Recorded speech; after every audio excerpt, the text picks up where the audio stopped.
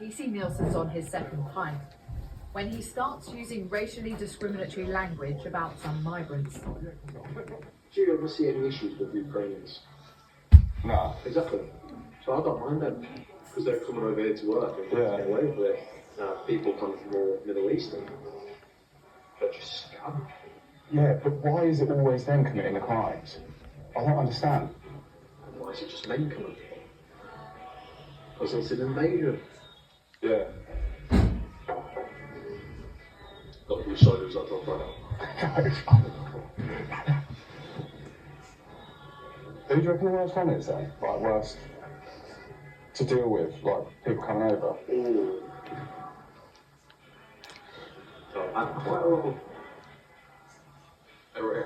Arabs. I've had quite a lot of North America, like the Algerians. We've had so many of them in custody. They always feign injury and... Oh, my goodness. Yeah. The Somalis and stuff. The Somalis are ugly. Okay, mate. That's not the worst deal with. Yeah. 3 more drinks in, he starts talking about Islam. I've seen too many Islamics committing crimes. Their way of life is not the correct way of life. No. I mean, you're on the front line, you see it every day. You do find it. The ones that are causing the most crime are Muslims. They cause the most crime. The Home Office and police don't publish figures on general arrest rates by religious communities. Despite his obligation not to discriminate unlawfully or unfairly, PC Nielsen appears to have made up his mind. You're face to face with a police officer that's clearly anxious about you and got question marks about you and has given you an invite to offer more. Sounds like you're agreeing with his views. I didn't want to shut him down because when someone's literally told you that I was going to go further but I didn't because you're nowhere near my level, I had to show him something. As the evening wears on, PC Nielsen's views don't change, but the way he expresses them gets more extreme.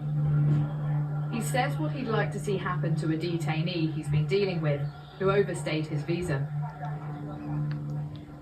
If I'd put a bullet through his head or deport him, I hear you, man. we're paying for it. He was an overstayer. Overstayer. So many though, isn't there? Honestly, just yeah. What? Where are you going there? A revolver. Revolver would be so nice.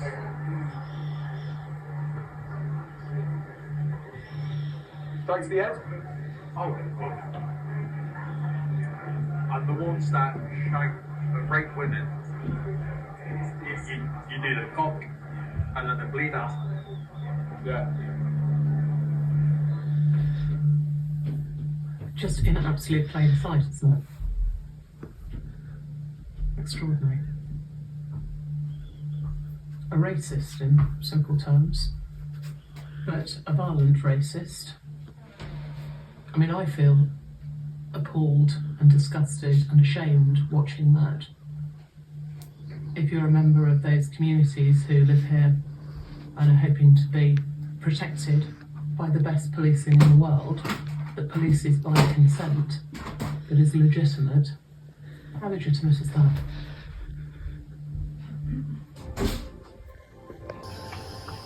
Unwind your mind. Radio 3 Unwind. Listen on digital.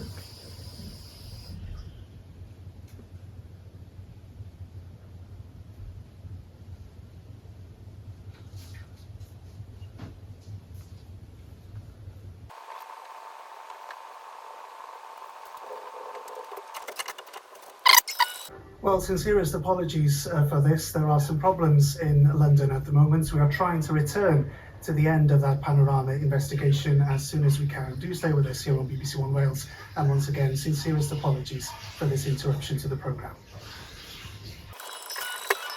Forward that is going to work is a police force which says we have very high standards and values. They have a discipline about the way they carry out their work. What struck me was that didn't seem to be present or being inculcated by the people who were in authority, who were the sergeants. I've seen enough to say there is a highly toxic culture there of hypersexualized male behaviour, misogyny, racism, and gratuitous unlawful violence.